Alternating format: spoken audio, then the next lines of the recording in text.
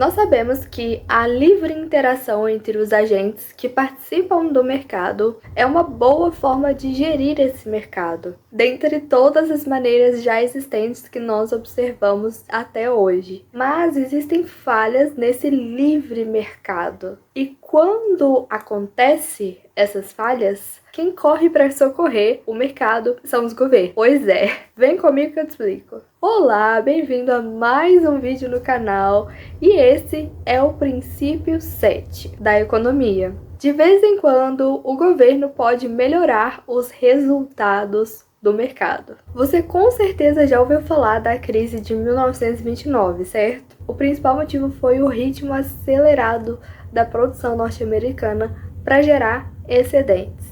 Mas o que eu quero chamar a atenção aqui é que a crise de 1929 foi uma falha de mercado. E quem correu para socorrer os Estados Unidos da América foi justamente o governo americano. O governo americano criou um pacote de medidas para tentar amenizar os efeitos da crise de 29 e salvar a economia, chamado New Deal. Sabe o que o governo fez? Ele interferiu na economia. Por exemplo, ele promoveu obras públicas com o intuito de ofertar trabalho para a população. Então, literalmente, ele falava assim: vamos construir uma ponte, um viaduto em tal lugar, e para isso a gente precisa de mão de obra. Então, vamos pegar o pessoal lá da indústria que está sendo desempregado por causa da crise.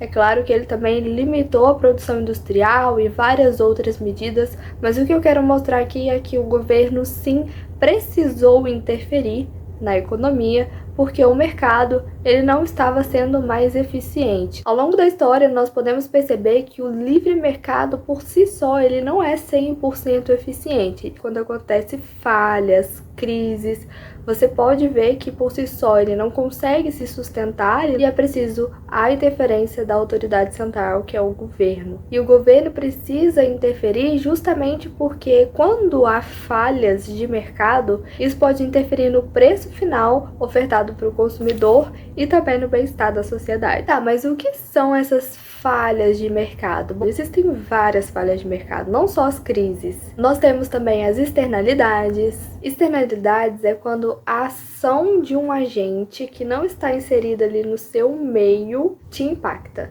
Ou ao contrário, quando o meio que você não está inserido te impacta de alguma forma. Inclusive, nós podemos ter dois tipos de externalidades positivas e externalidades negativas. Para exemplificar melhor, imagina que você mora ao lado de um vizinho que tem um cachorro que late demais todos os dias. Então, existe um agente externo ao seu meio, que é o cachorro do vizinho, que está te trazendo um impacto negativo. Isso seria um exemplo de externalidade negativa. Quando a gente traz para a economia uma externalidade negativa, pode ser, por exemplo, quando o governo aplica impostos para desestimular o consumo. Então imagina que o número de fumantes de um determinado país X está muito elevado. O governo ele pode interferir nesse caso para promover o bem-estar da sociedade, já que não é de interesse das empresas, né? As empresas, na verdade, elas querem vender cada vez mais maços de cigarro.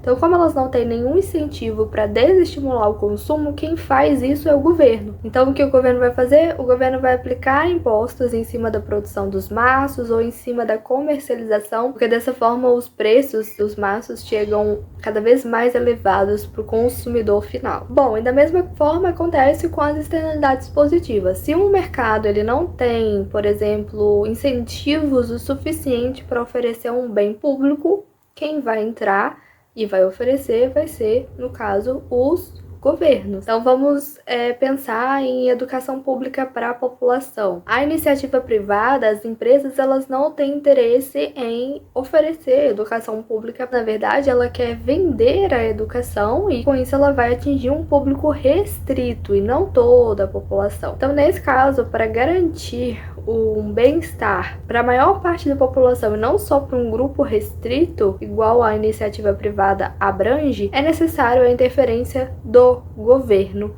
na educação, ofertando educação pública. Então o governo vai fazer o quê? Vai começar a financiar a educação pública, né? Então ele vai pegar impostos e uma parte desse dinheiro dos impostos vai ser utilizada para contratar professores, para levantar infraestrutura, tudo isso destinado à educação pública.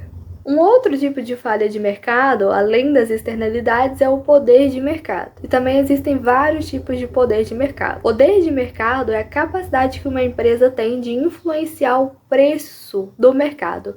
Isso não é nada bom para o consumidor final. E aí o governo aqui ele vai interferir de formas diferentes para cada tipo de poder de mercado. Às vezes na regulamentação, às vezes na tributação, às vezes até na punição. Por exemplo, a gente tem os cartéis. Os cartéis são um tipo de poder de mercado. Com certeza você já ouviu falar em complô de postos de gasolina, né? Há um tempo atrás saía vários escândalos de postos de gasolina combinando preços entre si. Eles faziam acordos de cooperação e, por exemplo, colocavam a gasolina a R$5. Depois falavam, agora vamos subir 20 centavos. Qual era o objetivo deles? O objetivo deles era limitar a concorrência. Só que essas ações dos postos de gasolina, além de limitar a concorrência, limitar, né, um mercado livre, eles também prejudicavam o consumidor final, porque às vezes eles colocavam preços muito altos e aumentavam o preço bruscamente. Então foi preciso a interferência do governo e hoje os cartéis eles são crime. Então se houver a comprovação da existência de cartéis, eles vão ser punidos como tal. Também existem os monopólios e eles também são poder de mercado. Monopólio é quando existe uma única empresa que vai ofertar ali um determinado bem ou serviço. Não existe nenhuma outra empresa que produza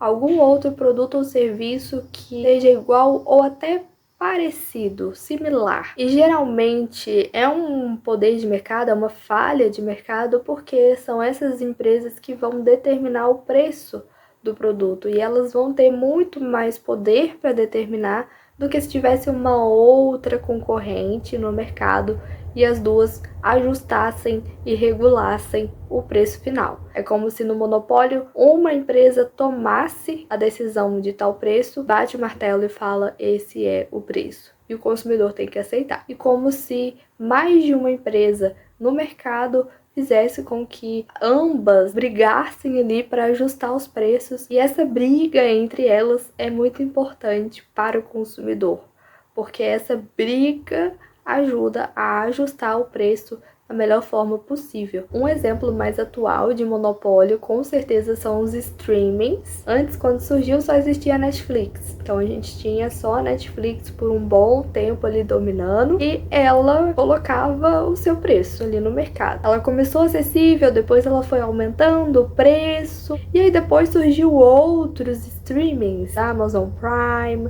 Star Plus, Disney Plus e todos esses outros que agora existem. E hoje a gente já percebe serviços de streaming a R$10 por mês. Além de ter mais opção de escolha para o consumidor final em relação à qualidade, à quantidade de streamings, nós temos também preços diferentes, distintos. O consumidor final tem um poder de escolha maior quando existem mais empresas do que apenas uma. E quando existe uma, ela consegue bater o martelo ali e determinar o seu preço sem que o consumidor tenha o poder de escolher um outro produto que seja similar a preços menores.